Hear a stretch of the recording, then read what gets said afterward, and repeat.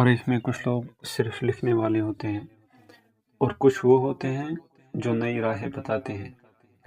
آج کی ڈاکیومنٹری ایک ایسے شخصیت پر ہے جس نے انسانی معاشروں کے اتار و چڑھاؤ کو سمجھنے کے لیے سوشل سائنسز کی بنیاد رکھی۔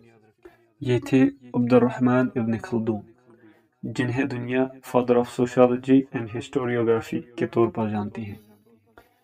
ابن خلدون 1332 عیسوی میں تونس میں پیدا ہوئے۔ ان کا تعلق ایک مہاجر اندلوسین عرب خاندان سے تھا جو اسپین سے ہجرت کر کے شمالی افریقہ آیا تھا۔ انہوں نے کلاسیکل اسلامک ایجوکیشن حاصل کی جس میں قرآن، فقہ، فلسفہ، منطق، ریاضی اور ادب شامل تھے۔ بچپن ہی سے ان کی دلچسپی ریزننگ، انالیسز اور کریٹیکل تھنکنگ میں تھی، جو بعد میں ان کے علمی سفر کی بنیاد بنی۔ ابن خلدون صرف ایک سکالر نہ تھے بلکہ وہ ایک ایڈوائزر، اسٹیٹسمین اور ڈپلومیٹ بھی رہے۔ انہوں نے مراکش، تونس، الجزائر اور اندلس کے مختلف درباروں میں اہم سرکاری عہدے سنبھالے۔ یہی عملی تجربات ان کے لیے ایک تجزیہ گاہ ثابت ہوئی، جہاں انہوں نے مختلف قوموں، قبیلوں اور حکمرانوں کی اتار چڑھاؤ یعنی rise and fall of civilisations کو اپنی آنکھوں سے دیکھا، اور یہی تجربات بعد میں ان کے عظیم کتاب المقدمہ کی بنیاد بنی۔ 1375 عیسوی میں ابن خلدون نے الجزائر کے ایک قلعہ بنی سلامہ میں خود کو انٹلیکچوئل ریٹریٹ میں ڈال دیا۔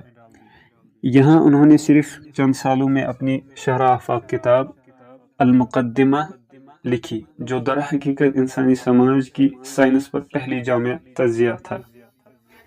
یہ کتاب تاریخ کا مقدمہ تو تھی، لیکن اس میں شامل مضامین جیسے کہ economics, education, political theory, urban development اور ٹرائبل ڈائنامکس نے اسے دنیا کی اولین انٹر ڈسپلنری ورکس میں شامل کر دیا۔ ابن خلدون کا سب سے مشہور نظریہ عصبیہ یعنی گروپ کوہیجن یا سوشل سولیڈیرٹی، ان کا کہنا تھا کہ تمام بڑی سلطنتیں اور تہذیب ایک مضبوط عصبیت کے ساتھ جنم لیتی ہے۔ جب لوگ آپس میں متحد، جانصار اور گول اورینٹڈ ہوتے ہیں تو وہ ایک کامیاب قوم بن جاتی ہے، لیکن جیسے جیسے دولت، آرام اور طیش بڑھتی ہیں، عصبیت کمزور ہوتی ہے اور وہی قوم زوال کا شکار ہو جاتی ہے۔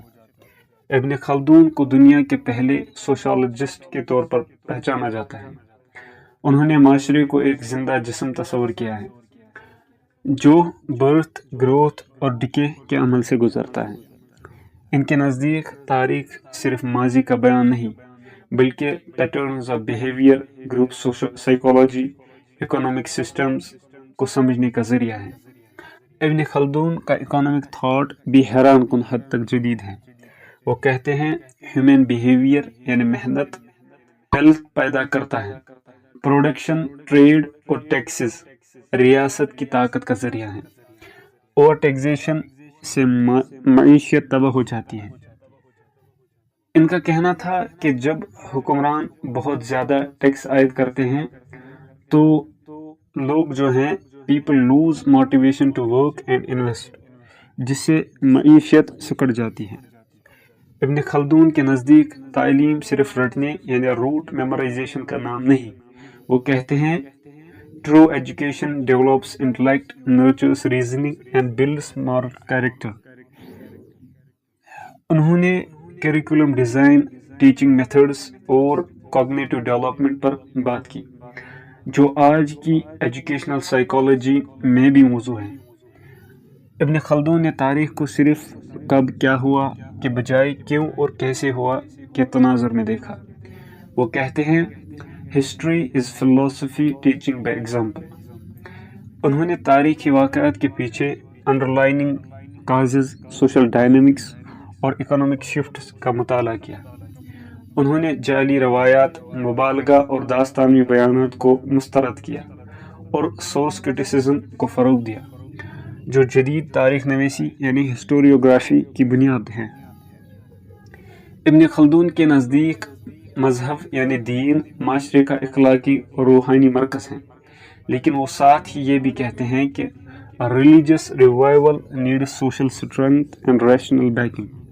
یعنی اگر دین کو بلائنڈ ایموشنلزم کے ساتھ برتا جائے اور سوشل جسٹس اور انسٹیٹیوشنل اسٹرنگتھ سے محروم رکھا جائے تو وہ زیادہ دیر قائم نہیں رہتا۔